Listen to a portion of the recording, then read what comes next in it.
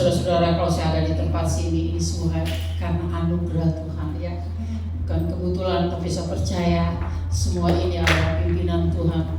Kalau 2 minggu kemarin saya di Jakarta itu 4 hari, saudara-saudara.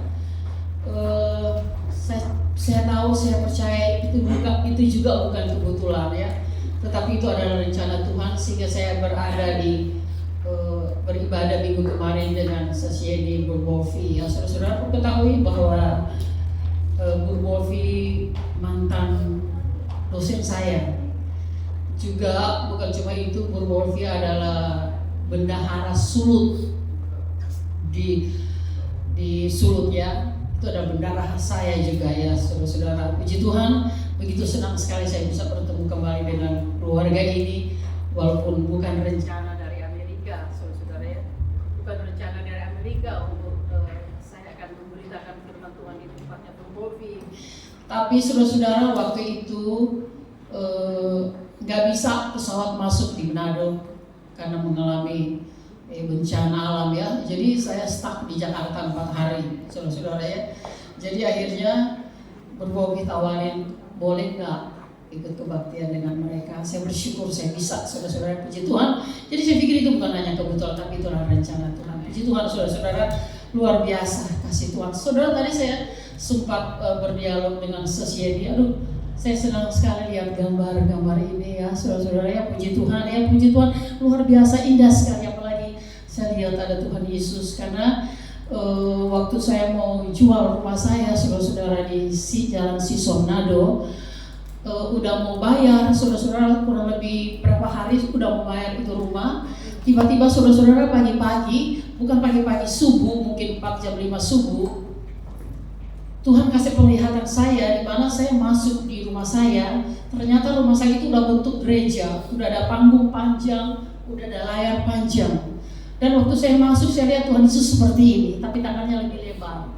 Dia sambut saya, saudara-saudara ya. Walaupun lantai itu waktu itu saya lihat belum jadi, tapi gedung itu udah jadi, saudara-saudara ya.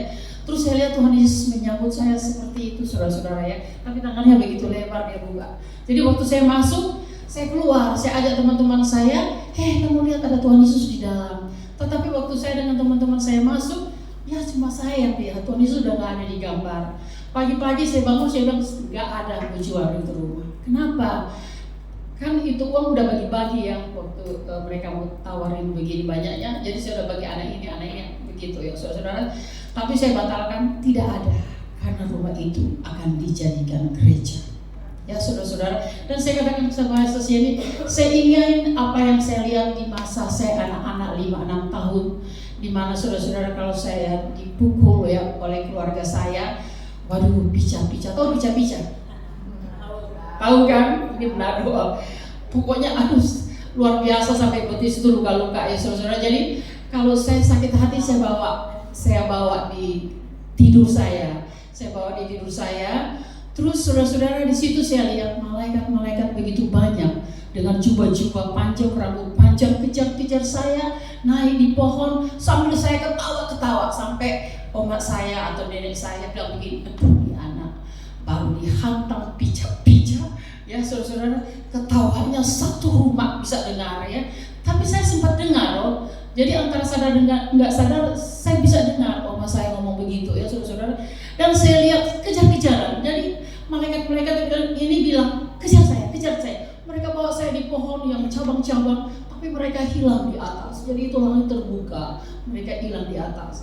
Begitu sering terjadi kalau ibu saya pukul saya, ya maklum saya memang waktu 5-6 tahun itu memang nakal kayak laki-laki ya. Sampai orang tua bilang, 1 menit lagi kamu lahir mungkin jadi laki-laki ya, saudara-saudara. Jadi namanya nakal anak-anak ya. Jadi kalau saya dipukul, atau kali saudara-saudara saya lagi dipukul seperti itu, baru saudara-saudara saya bawa lagi di tempat tidur di kamar. Walaupun masih jam 6 sore, saya duluan tidur karena saya mau rasakan itu sakit hati, mendingan saya tidur ya. Dan di situ saudara-saudara saya kejar-kejaran dengan malaikat-malaikat. Dan ada satu waktu itu ada tangga yang begitu tinggi, dan itu malaikat-malaikat bilang, kejar saya. Mereka jubah rambut jubah sampai di tangan, jubah putih dan rambut panjang. tajam juga sampai di tanah, ya saudara-saudara.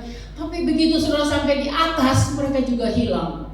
Mereka hilang, saudara-saudara, di waktu langit itu terbuka, ya. Jadi terang benderang. Saya juga nggak bisa lihat karena terlalu terang sekali, ya. Saudara-saudara, apa yang terjadi setelah saya bangun pagi-pagi, karena oma saya itu Pentakosta. Jadi saya katakan, oma, seperti kemarin-kemarin saya bermain dengan malaikat-malaikat sambil kejar-kejaran. Oma saya bilang, iya, kamu itu, atau Manado punya perkataan, Nana itu, kamu itu ketawanya sampai satu rumah bisa terbongkar. Ya, jadi disitulah saya ada penghiburan. Makanya saya bersama ini, saya ingin penglihatan itu, saya ingin gambar di pojok kiri, di pojok kanan, saudara-saudara, di gereja. Saya sedang membangun gereja di Manado, walaupun sementara ini ada stuck, ya saudara-saudara, karena izin bangunan belum keluar, saya mulai membangun, jadi disuruh berhenti, ya saudara-saudara. Itulah saya pulang untuk mengurus hal-hal seperti itu. Puji Tuhan, sehingga ada pendeta-pendeta katakan, Sus Mika itu sudah dipilih sebelum dunia dijadikan. Ya, saudara-saudara, walaupun saya pernah hilang-hilang di masa lalu, maklum saudara-saudara ya, di masa remaja-remaja itu waduh luar biasa saudara-saudara ya.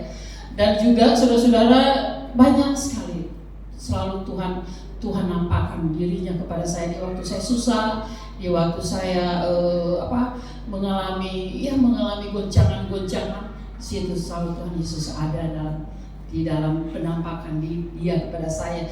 Sehingga banyak kali saya mau lari saudara-saudara dari Tuhan selalu tunjukkan bagaimana dia mengasihi saya, ya saudara-saudara. Puji Tuhan, mari saudara-saudara kita akan buka.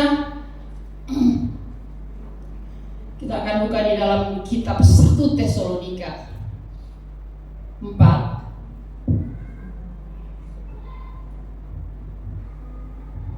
1 Tesalonika 4 ayat 7 sampai 8. Udah dapat saudara-saudara? Kalau boleh saya undang kita bangkit berdiri bersama-sama. Sama-sama kita akan baca firman Tuhan ini. 1 Tesalonika 4 ayat 7 sampai 8. 2, 3. Allah memanggil kita bukan untuk melakukan apa yang cuma, melainkan apa yang kudus. Karena itu, siapa yang menolak ini bukanlah menolak manusia, melainkan menolak Allah yang telah memberikan juga Roh-Nya yang kudus kepada kamu. Ya. Puji Tuhan, saudara-saudara, kita lihat lagu tadi, mengikut Yesus.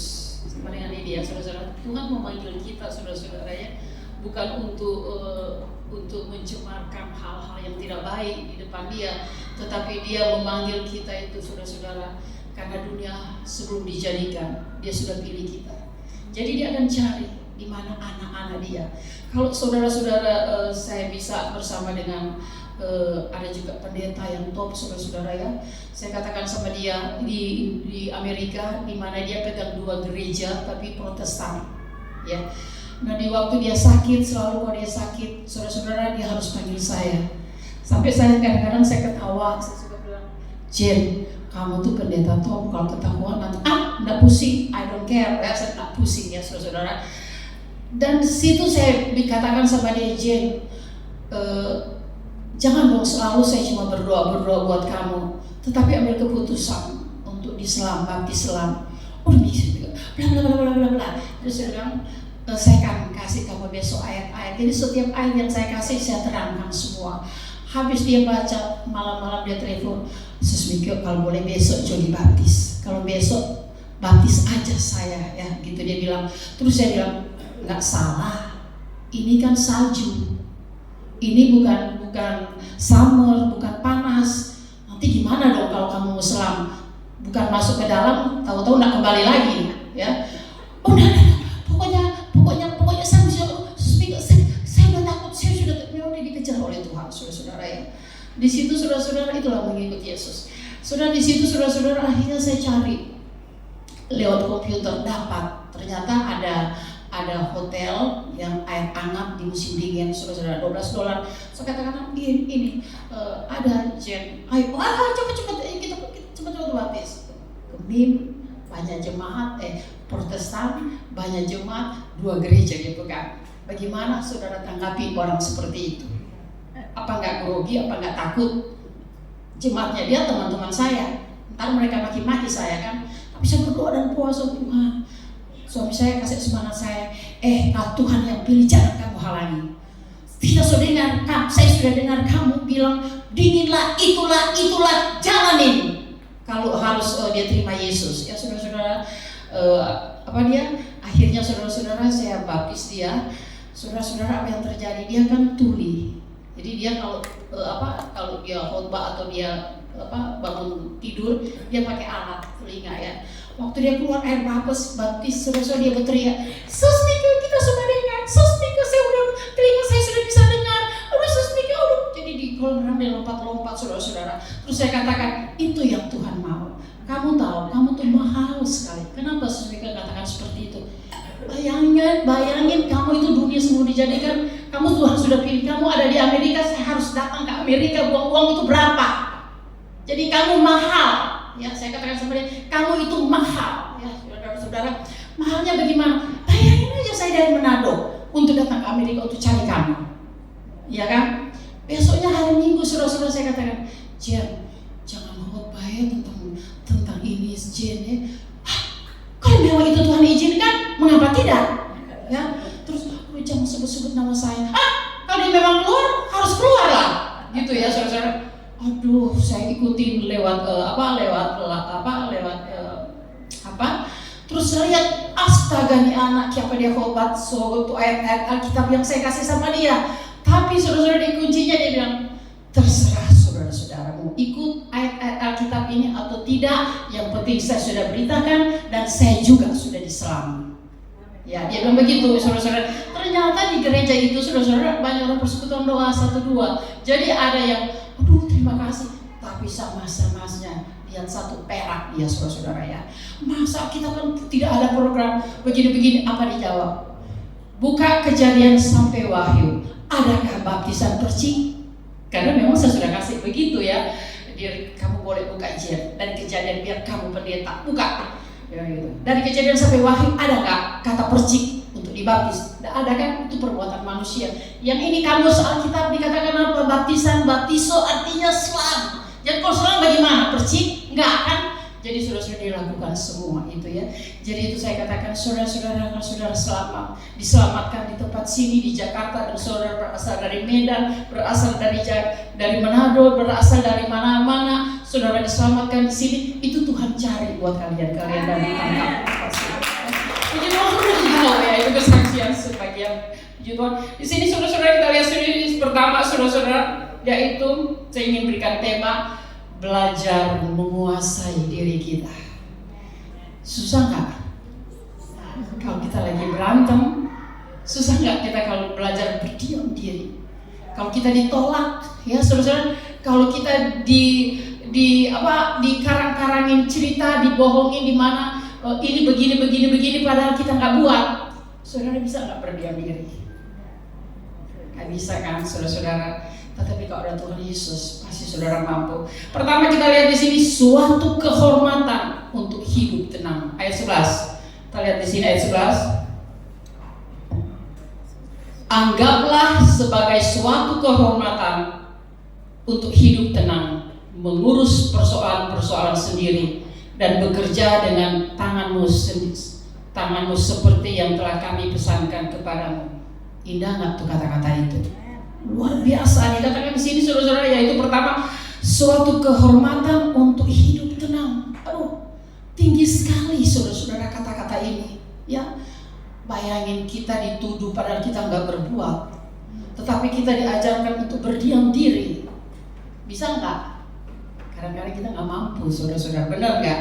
Walaupun kita udah di dalam Tuhan, walaupun kita dikatakan pendeta, ya pendeta yang top, yang penuh diurapi. Tapi kalau saudara mengalami hal-hal seperti ini, saudara, Alkitab katakan suatu kehormatan. Waduh, bilang suatu kehormatan, sepertinya kita dapat hadiah yang besar. Karena kan suatu penghormatan. Tetapi kadang-kadang saudara-saudara kita ngamuk sama Tuhan. Ya kan, saya juga pernah begitu kok saudara-saudara. Gak apa-apa, Tuhan tahu. Ya, saya pernah saudara-saudara, saya khotbah diiringi dengan kesaksian-kesaksian, gak apa-apa ya. Saudara-saudara, saya pernah mengalami berontak kepada Tuhan. Baru 5 hari doa puasa 40 hari, tiba-tiba anak saya kena stroke. Apa saudara nggak naik darah tinggi kepada Tuhan? Baru 5 hari, saudara-saudara ya. Jadi waktu saya di rumah sakit, dia dibawa lari tengah malam dengan helikopter ke Libanon, pusat tempat operasi, karena dia pecah pembuluh darah. Itu udah keluar fotonya, dia memang begini ya, pecah pembuluh darah besar begini ya. Jadi lucunya saudara-saudara, waktu saya nggak menyangka, ternyata saya sudah lihat anak saya 3 hari lalu. Ya Tuhan kasih penglihatan, ada seorang ibu mati, saudara-saudara. Sampai saya katakan, aduh kita tunggu beberapa hari ini. Kenapa saya lihat seorang ibu dalam keadaan gawat? Ya ternyata anak saya. Saya lihat dia di tempat tidur, saudara-saudara ya. Jadi waktu petugas sudah mau angkat dia, saudara-saudara, ke helikopter setengah malam, jam 1 malam, saudara-saudara. Di sana begitu. Jadi mereka suka bawa lari jam saya. Suami saya bisik sama saya, "Mi, kenapa? Kemarin di televisi itu yang seperti ini, angin topan dia jatuh." Saya katakan, "Dah, Yesus berkuasa, karena mulut itu setan, mulut kamu itu setan." Itu kan suara setan itu untuk melumpuhkan kita. Jadi kita harus tolak itu ya saudara-saudara. Dan akhirnya besoknya itu perjalanan 2,5 jam sampai di tempat rumah sakit itu, pusat tempat operasi. Saudara, masih di jalan, saya sudah minta izin di perusahaan saya, dan suami saya juga sudah minta izin. Kami minta izin 1 minggu. Jadi kami udah bawa cover, udah bawa tempat makanan, apa semuanya. Jadi dalam perjalanan sementara dialog dengan yang mau operasi itu, dokter bilang cepat, nggak boleh lewat 4 jam, kalau enggak itu darah lengket, susah untuk dikerok. Udah saudara, terus saya tanya, "Dok, gimana kalau seandainya ada terjadi sesuatu?" "Ibu, don't worry, jangan khawatir, di mana kami operasi kurang lebih 100 orang setiap hari. Itu bagus," katanya, "kalau dikerok." Oke. "Ibu gimana?" "Ibu saya sudah dibuka pintu." "Oke, Ibu, kami sudah mau tolak ya anak Ibu." "Ya oke, tolak." Tapi sebelum itu kemarin ya saudara-saudara, habis kami bawa di rumah sakit anak saya pulang, saya duduk di lantai, Pak, saya tepuk lantai. "Tuhan gak fair, Tuhan itu gak jujur, Tuhan itu gak benar, Tuhan. Di mana Tuhan kasih-Mu? Di mana Tuhan? Baru 5 hari udah puasa, masa sudah jadi begini? Masa udah jadi seperti ini?" Ya jadi saya marah-marah Tuhan, saudara-saudara, sampai suami saya peluk saya dari belakang. Ada juga yang nyewa di kamar peluk sama saya, saudara-saudara. Sampai saudara-saudara suara udah hilang habis, saudara-saudara ya. Dan setelah itu kami tidur. Dia lihat saya belum tidur, saya lihat dia belum tidur. Tiba-tiba saya tidur. Suami saya antara tidur dan gak tidur. Saudara lihat ini, apa yang Tuhan tunjukkan kepada suami saya. Tiba-tiba dia lihat Tuhan Yesus di depan saya. Dan anak saya, Tuhan Yesus menghadap di kepala anak saya. Baru saudara-saudara, apa yang terjadi? Itu darah yang lengket-lengket dia sedot masuk di tangan. Masuk semua di tangan. Setelah selesai itu dia sedot itu darah-darah yang lengket. Ternyata itu kepala, kalau kita kena stroke, pecah pembuluh darah, dia pecah-pecah. Dia balut dengan jari-jarinya. Kan ada lagu, "Ku balut," bagaimana lagunya? Dan ternyata itu lagu itu bukan karangan dia, itu Roh Kudus yang turun kepada dia. Jadi dia balut semua itu luka-luka yang pecah-pecah, saudara-saudara. Nah besoknya kami ada di rumah sakit, udah dorong anak saya, saudara-saudara. Dia sampai berteriak-teriak, "Papi ada di mana?" Pokoknya anak udah nggak bisa lihat orang tuanya ada di kiri kanan. Ternyata dia udah antara sadar dan nggak sadar, saudara-saudara. Suami saya bilang, "Jangan khawatir nih, kenapa? Kalau kita kalau saya sudah lihat bukti, baru saya bilang." Nah di situ ada translate untuk seluruh tubuh. Walaupun ada orang pintar bahasa Inggris ya, kayak suami saya atau siapa-siapa, dia kan nggak tahu soal seluruh tubuh. Jadi khusus ada orang yang tetap transisi seperti itu karena dia sekolah memang seperti kayak dokter. Ya udah saudara-saudara, didorong lah. Nah, saya ada jemaat-jemaat, ada pendeta, ada keluarga. Jadi kami banyak saudara-saudara. Waktu si Tasya didorong ke kamar, saudara, apa yang terjadi? Kan dokter udah bilang kurang lebih 6-7 jam selesai operasi. Saudara, loh baru 15 menit udah keluar anak saya. Terus suami saya karena jauh saudara-saudara, kurang lebih 100 meter kami di sini, dan dia didorong-dorong oleh perawat dan dokter. Jadi suami saya lari. Kenapa suami saya lari? Dia bongkar kepalanya. Kan dia bilang mau dicukur sebagian kepalanya. Kira apa kamu nggak tahu? Bukan dicukur. Baru dia dari jauh-jauh gitu-gitu dia saudara-saudara. Ini orang seperti orang gila ya, saya pikir begitu kan. Saya kan lagi sakit nih gitu ya. Terus itu saya, nanti kita ngomong sebentar, nanti saya ngomong sebentar, banyak orang. Kenapa? Bilang aja. Aduh, ini yang Tuhan kasih tunjuk sama saya subuh-subuh gitu. Dia bilang, saya juga merinding tapi antara percaya dan enggak ya saudara-saudara, karena banyak orang ya. Terus dokter-dokter panggil kami masuk ke ruangan dia. Jadi dokter-dokter, perawat semua masuk. Kamu kesini untuk apa? Terus saya bilang, loh, itu foto yang kami kirim itu, yang dari rumah sakit kirim itu pecah bumbu, dan iya, dia kasih tunjuk itu foto. Kamu tahu? Terus dia bilang begini,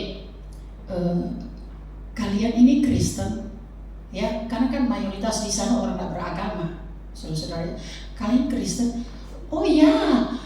Terus ini dia punya mama ini pastor. Jadi semua yang dokter-dokter perawat bersamaan, saudara-saudara. Itu kesaksian, itu dicatat loh di rumah sakit situ.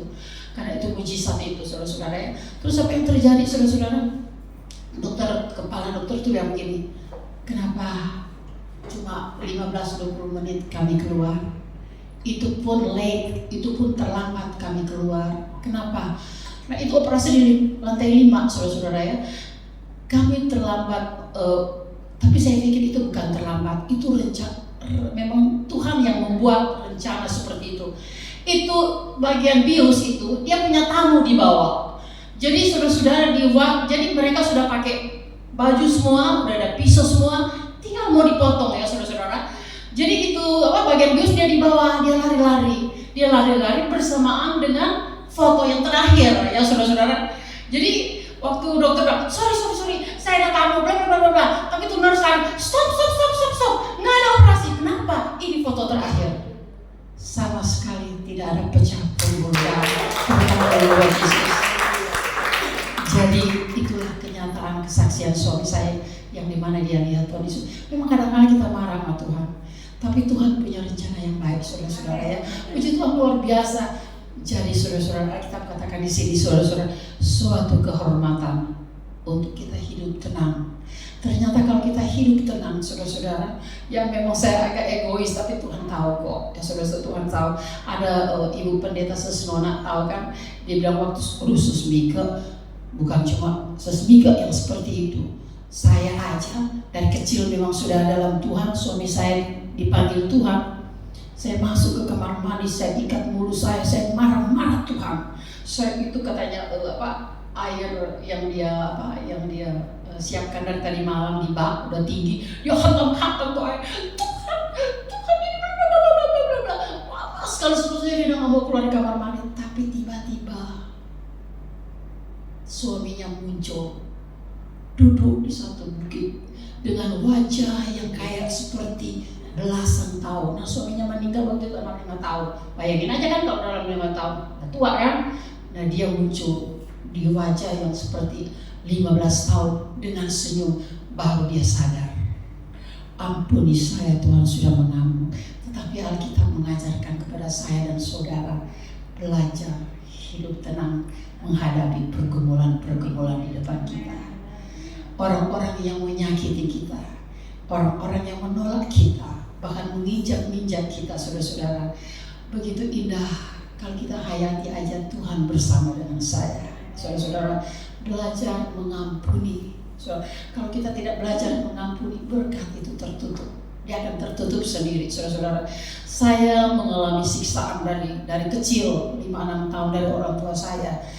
Dan setelah saya menerima air baptisan, lebih dulu saya lepaskan pengampunan kepada orang tua saya, saudara-saudara ya. Kenapa saudara-saudara? Karena orang tua saya itu semua dukun-dukun dia tahu. Ya, di Kelapa, tahu kan Gunung Kelapa? Dia naik di Gunung Kelapa, ketemu katanya dengan opak-opak yang rambut jenggot. Belum di gunung-gunung ini, belum di mana-mana. Jakarta juga di kuburan Belanda dia pergi, dia bawa saya, saudara, belum bertobat. Ya, jadi dia tuh memang dukun, apa semua tuh dukun-dukun dia tahu. Jadi waktu saya kecil, karena Tuhan sudah pilih saya dari kecil ya. Jadi itu mereka nggak suka saya. Pernah tengah malam mereka, orang tua saya bawa mandi di kuburan Imam Bonjol, karena di samping kuburan Imam Bonjol itu air kali. Bayangin tengah malam dinginnya gimana, saudara-saudara. Udah kayak Amerika waktu snow, waktu salju, saudara-saudara ya. Udah dingin seperti itu. Tapi kalau nggak ikut dihantam, itu saya katakan tadi pica-pica, saudara-saudara ya. Luar biasa. Dan saudara-saudara, itulah saya katakan waktu saya kecil saya sering dipukul. Bukan cuma dipukul, diinjak-injak, saudara-saudara ya. Itu begitu lama ini cerita, saya nggak mau ngomong sama anak-anak saya nggak mau. Dan lagi Tuhan tidak izinkan untuk keluar, untuk saya harus katakan seperti itu. Nanti tahun kemarin baru Tuhan izinkan keluar semua itu. Apa yang tersimpan kurang lebih 55 tahun yang lalu. Orang anak saya ngerti, oh pantas mak kok dengan mami sepertinya ada jarak. Beda dengan kakak-kakak ini, dengan cucu-cucu ini.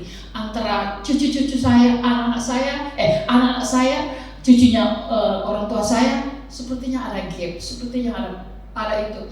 Tapi setelah saya bertobat, saya sadari karena orang tua saya itu punya setan yang banyak. Jadi itu setan ingin bunuh saya, tetapi Tuhan yang sudah memilih saya, dia lindungi saya, saudara-saudara ya. Jadi seperti saya katakan, setiap saya sakit hati, saya cuma bawa di tempat itu sampai SMP kelas 2, kelas 3, saudara-saudara. Tapi mulai dari kecil saya punya hati sudah begini, saya akan lari dari rumah sini. Dan itu sudah tertanam hingga mau ujian, saya memang buat orang tua saya sakit, saya lari. Saudara-saudara, saya lari ke Makassar, saya lari ke Jakarta, menghilang saya ke Pontianak, saya ke Surabaya, dia nggak dapat saya. Ya saudara-saudara, akhirnya dia dapat saya karena saya lari di rumah saudara saya yang ada di Priuk, saudara-saudara ya. Dan dia bujuk saya ikut ujian dulu, terserah kamu kemana-mana, bla bla bla. Ya itulah yang terjadi. Ternyata Tuhan sudah lindungi saya, Tuhan sudah memagari saya. Kenapa saudara-saudara? Kalau saya dipanggil untuk berdoa, saudara-saudara di mana saja berada. Suatu kali saya berdoa di rumah sakit orang gila, saudara-saudara. Tiba-tiba ini orang gila ini berteriak sama saya, yang lain boleh masuk, tetapi yang ibu sana nggak boleh masuk. Ditanya kenapa? Ada kilatan begitu yang mengelilingi saya, saudara-saudara ya. Dan itu bukan cuma itu, di mana saya ngobas kadang-kadang ada anak-anak sudah mulai liatin saya, tapi saya sudah tahu. Ya, nanti setelah habis khotbah, neneknya, mamanya bilang, Sus Mika, makanya mereka nggak mau keluar dari kursi. Kenapa?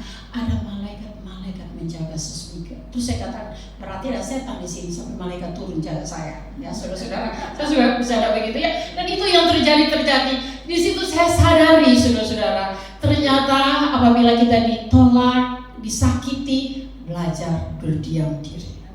Nah, belajar berdiam diri ini waktu saya kecil saya sudah temui. Kalau saya disakiti, saya tidur. Walaupun itu jam 6, masih jam 6 sore, jam 5 sore, mendingan saya tidur. Saya tidur, saudara-saudara, di situ saya lihat, saya bermain dengan malaikat surgawi, saudara-saudara ya. Belajar berdiam diri. Karena Tuhan bersama dengan kita. Amin. Tuhan sudah berjanji, Dia tidak akan meninggalkan kita. Apalagi kita benar-benar ada di dalam Tuhan. Apalagi kalau kita mempunyai waktu dengan Tuhan. Saya banyak tiap hari, saya ada di kaki Tuhan jam 3 atau jam 2 subuh. Itu udah gak pernah lewat. Walaupun saya pura-pura tidur, tapi Tuhan akan kasih bangun saya dengan macam-macam, ingin ke WC lah, apa. Jadi memang itu jauh udah Tuhan sudah siapkan. Jadi Tuhan sudah tunggu saya, saudara-saudara. Bukan saya tunggu Tuhan sudah di sebelah kanan dan sebelah kiri. Kan pemazmur katakan dia ada di sebelah kanan kita. Jadi di situ saya nggak banyak kata-kata, saya cuma menyembah Tuhan 1, 3 kali, 5 kali, sampai 4 lagu. Saya harus menyembah aja Tuhan. Tanpa sadar air mata mulai jatuh. Saya nggak tahu kenapa air mata jatuh, tetapi saudara-saudara, Tuhan berjanji air mata itu tidak jatuh di lantai. Air mata kita itu jatuh di pangkuan Tuhan Yesus. Amin. Amin. Jadi ada pergumulan, ada persoalan, ada apa yang terjadi dalam kehidupan kita, keluarga, keuangan, pekerjaan. Don't worry, jangan khawatir. Berdiam diri dan mulai menyembah Tuhan. Waktu saudara berdiri dari tempat saudara menyembah, pintu-pintu yang tertutup dia terbuka sendiri. Terbuka sendiri. Aduh, kalau saudara dengar kesaksian kemarin minggu waktu saya masuk ke sini, waduh, tapi terlalu panjang, saudara-saudara tak perlu lagi. Dan saudara-saudara, saya minta pertama belajar berdiam-diam. Kedua, saudara-saudara, ayat 12 saudara baca di sini, hidup sebagai orang yang sopan di mata orang luar. Saudara, kita baca di ayat 12 sama-sama. Ayat 12.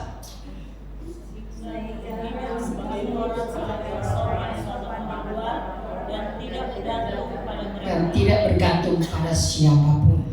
Saudara, kalau saudara baca ayat yang tadi saya katakan ayat 11 dan ayat 12 ini, saudara, ini kata-kata yang sangat indah sekali. Kata-kata yang mahal, yang tak dapat saudara dibandingkan dengan uang, dengan kesetiaan dengan saudara. Tapi kata-kata ini memang Tuhan kasih tanamkan kepada kita anak-anak Tuhan. Ya, itu tidak ada di sekolah, saudara-saudara. Tetapi ini hikmat yang Tuhan berikan kepada penulis ini untuk saudara dan saya pakai mempersiapkan diri kita naik ke surga. Amin. Tepuk tangan dulu buat Yesus, saudara-saudara. Jadi di sini dikatakan, sehingga kamu hidup sebagai orang-orang yang sopan di mata orang luar dan tidak tergantung pada siapapun. Puji Tuhan, saudara-saudara, itulah kedua, hidup sebagai orang yang sopan di mata orang luar. Ya, orang mempersalahkan kita, orang mengatakan kita jelek, orang mengatakan apa aja, tetapi kita tunjukkan kepada mereka bahwa kita benar di hadapan Tuhan, saudara-saudara. Karena kebenaran itu bukan datang hari itu, di waktu engkau dituduh, ditolak, ya saudara-saudara. Kebenaran itu akan datang di kemudian hari. Ya, seperti ibu saya waktu dia sakit, dia kirim orang, selalu sampaikan, tolong bilang, tanya sama Nike, apakah dia sudah maafkan saya? Selalu saya katakan, iya, selama waktu saya bertobat, saya sudah maafkan. Sampai dia mau mati besok, saudara-saudara, dia masih tanya sama saya, maafkan Mami, Nih. Saya hanya katakan, udah lalu Bang, saya ingat-ingat lalu. Tapi itulah, terbawa di dalam pikiran dia. Jadi sesuatu waktu dia sakit, saudara-saudara, dia pikir saya mungkin belum terima ya. Akhirnya dia meninggal besoknya, tapi saya sempat mengampuni dia. Bapak saya juga saudara-saudara waktu di rumah sakit, saya nggak tahu dia udah mau mati, dia masih sempat, dia pura-pura bilang, Nih beliin Alkitab Papi. Ternyata saudara-saudara dia ingin ngomong mata, lepas mata, berdoa aja. Ya, dia sempat bilang, Nih, kamu udah maafin Papi. Apa sih ini? Udah lupa ini kan? Apa sih? Ya, apa Papi dengan Mami buat-buat sama kamu? Iyalah, udahlah, udah jangan korek-korek itu lagi, Pi. Udah semua. Untuk apa saya jadi hamba Tuhan saat ini? Saya udah lupakan semua. Ya, jadi saudara-saudara, itulah belajar berdiam diri menjadi satu kehormatan untuk orang lain, buat orang seperti yang terjadi, menjadi kehormatan buat kakak saya, suami, bapak dan ibu, saudara-saudara ya. Kakak saya juga waktu dia sebelum dia meninggal, dia sempat cerita sama sepupu saya, yaitu di belakang rumah, dia bilang, aduh, sekarang tabur tuai. Sepupu saya katakan, Sidi, kenapa kamu bilang tabur tuai? Sering saya suka ngadu sama ibu saya tentang Nike, dipukul dia, dihantam dia, tapi dia nggak marah saya. Dan sekarang dapat suami mulai injak-injak dia, pukul dia, pica-pica lagi, saudara-saudara ya. Jadi dia katakan sama sepupu saya, saudara, memang kalau suaminya pukul, merah-merah sampai berapa kali ke kantor polisi, sampai juga polisi datang angkat suaminya. Tapi dia ngaku, saudara-saudara, sama sepupu saya, tabur tuai, karena dia dari dalam Tuhan. Ya, ternyata benar itu Alkitab bilang tabur tuai. Waktu kecil dia bilang bla bla bla kepada Nika, dan akhirnya saya terima semua itu, saudara-saudara. Di waktu dia terima itu, waduh, saya sedang sukacita, ya. Karena waktu berbicara bukan hari itu, waktu dia akan berbicara nanti ke depan, ya, di mana itu orang salah dan di mana itu orang benar, saudara-saudara ya. Pembelaan Tuhan itu luar biasa.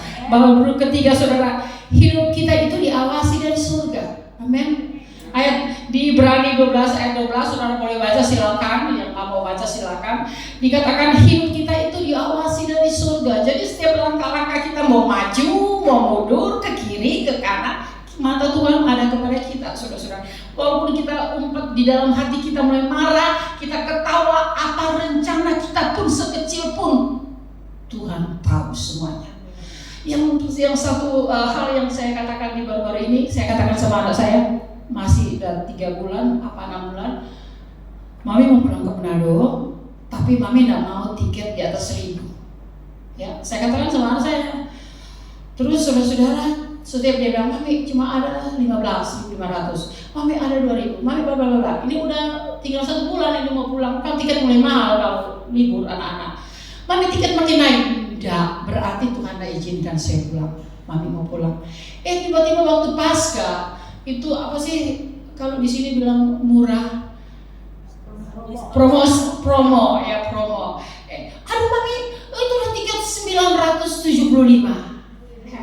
Waduh, saya katakan ambil cepat ambil itu. Jadi saudara-saudara kita lihat. Jadi apa rencana-rencana kita, saudara-saudara, Tuhan tahu. Saya juga bilang, suami saya namanya Yongki ya, mau diambil cats, taruh mana lagi kan ada sepatu sampai di lemari sampai bla. Kita kan punya sepatu ini, kalau jalan bisa jatuh, ya bisa bla bla bla. Terus saya bilang, Tuhan, saya mau ambil sepatu di bawah $20. Ya.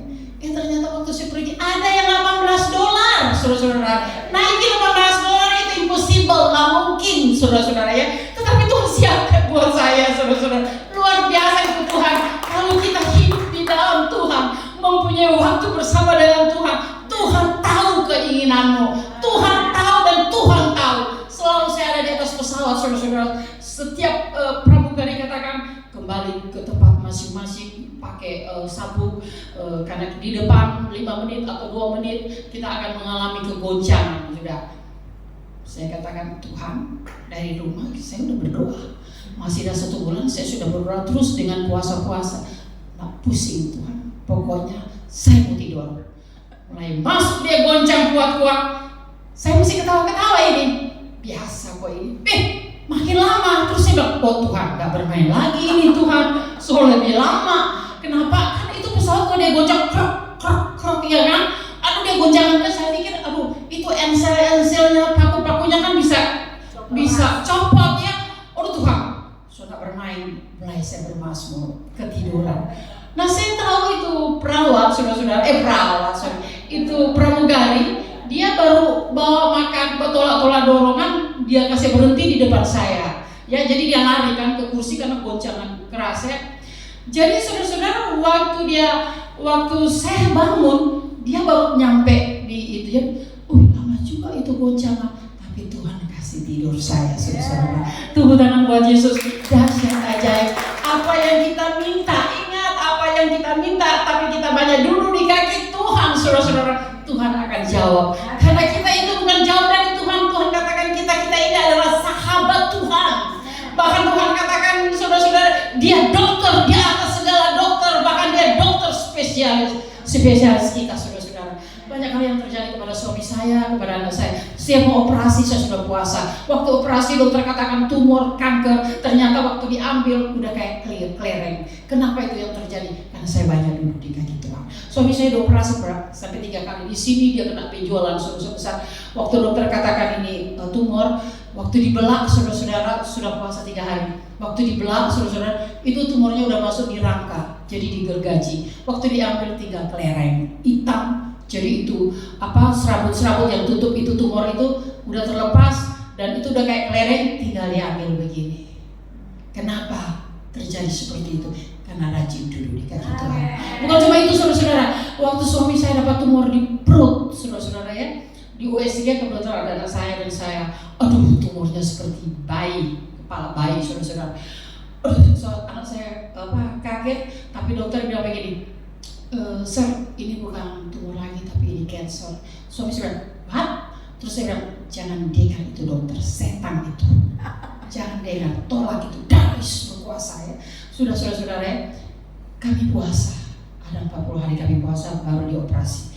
saudara-saudara, itu dokter bilang harus ambil urat di paha, jadi dia udah garis pulpen di kedua paha, terus saudara di perut dan ujung ke ujung mau dibelah seperti mau melahirkan.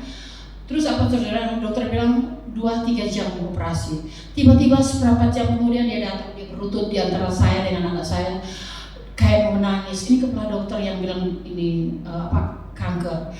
Terus dokter mau nangis, I'm so sorry, saya minta maaf. Kenapa? Ada apa? Itu kami sudah operasi panjang, sudah 3 kali. Ternyata perut itu dibelah 3 lapisan, saudara. Kami udah terlanjur operasi besar menurut foto kan. Jadi mereka lakukan seperti itu. Ternyata waktu dibelah, saudara-saudara, udah kayak kelereng kecil hitam, sehingga serat-serat yang tutup itu tumor itu udah terputus, tinggal ambil seperti ini. Saudara-saudara lihat itu orang yang banyak dulu di kaki Tuhan. Seberat apapun persoalanmu, Tuhan melihat itu. Surga terbuka.